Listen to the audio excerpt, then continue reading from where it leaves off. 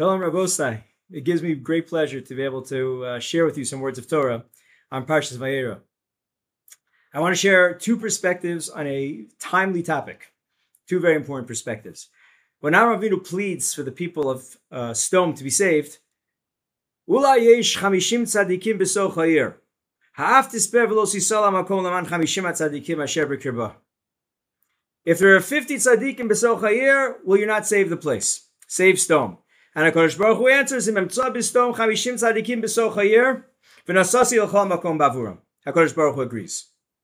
Who are the tzaddikim that are going to save Sodom? What types of tzaddikim? So Rav Hirsch has a very, very beautiful perspective right here. Parak Yud Ches, Pasuk Chav Daled, and then Pasuk Chav Vav. The tzaddikim of Sodom, says Rav Hirsch, he's medayik in the psukim, both in Avram's words as well as HaKadosh Baruch Hu's answer. 50 tzaddikim besoch ha'ir. The type of tzaddik who is connected and involved in helping the people of the city. Quoting from the Isha Shunamis of Melachim Beis, Besoch Ami Anochi Yoshavas. I'm with the people. These types of tzaddikim, Lamano Yinotzel Tzibur Achotim. Who can save? Who's such a tzaddik can save such a depraved society? Ein whom is boded b'dal amosav. He doesn't just sit in his four amos and say, Shalom alay nafshi. I'm going to save myself. I'm going to learn for myself. No. If he's that type of tzaddik, kvar hotzi atzmi klal tzaddikim. He's not the right type of tzaddik. The tzaddik who's going to save Sodom, sharui b'soch ha'ir. He's in the city.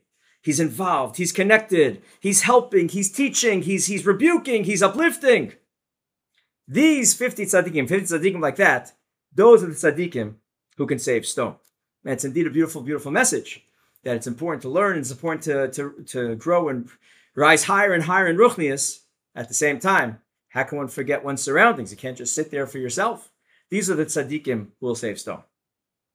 I find it equally fascinating that actually Rabbeinu Yonah, the Rishon, Aliyas Rabbeinu Yonah and Baba Basra, that some of us might have learned together, also has a take on who are these tzaddikim of Sodom. He speaks specifically about Sodom as well. Rabbeinu Yonah in Shar Gimel of Shari Tshuva, in a couple of places, is speaking about the early Mishnayos in Perek Chelik that define who has no chelik in Olam Haba.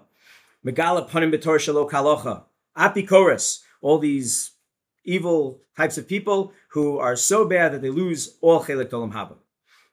And when he's explaining the idea of Megala panim b'tor shelo kalochim, Shar Gimel Os Kuf Mem Hey, he relates to this topic. You know what another example of this would be?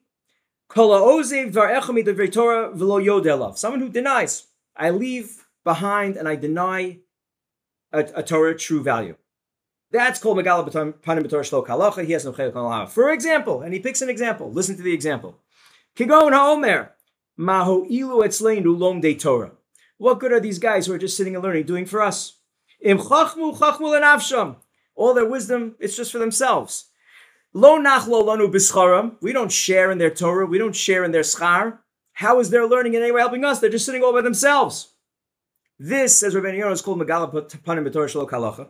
Someone who has no chelik in Olam Haba. Why? What Torah value are they denying? Says Rabbeinu Yonah, Ki chashu b'ma shekosav b'Torah, v'nasasi l'chol ha'makom b'avurim. They're denying a pasuk in Chumash. Which pasuk? The pasuk that we read earlier.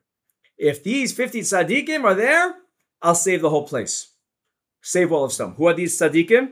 Tzaddikim who are sitting and apparently unconnected to society. They're just all by themselves. What did they say? Chachmu l'nafsham. Lo nachlo no b'scharam. Rabbeinu Yonah comes back to this idea again in Shar Gimel, Os Kuf Nun Vav, when he's defining Apikoros.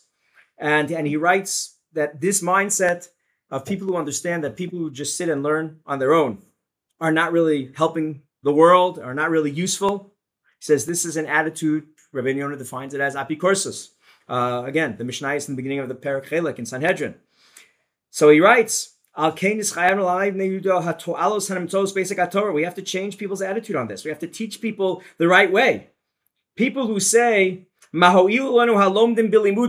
quote, what good are these people who are learning? They're not really doing anything for us. Did they ever have a good chiddush? Were they ever matter something that's usher? These are the examples he brings of what people might say about people who just sit and learn on their own.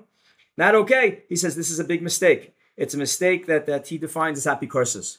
So we have two very, very fascinating, beautiful, and like I said, timely perspectives on who are these tzaddikim of Sodom. Number one, people who are tzaddikim, who are involved, engaged, helping, etc.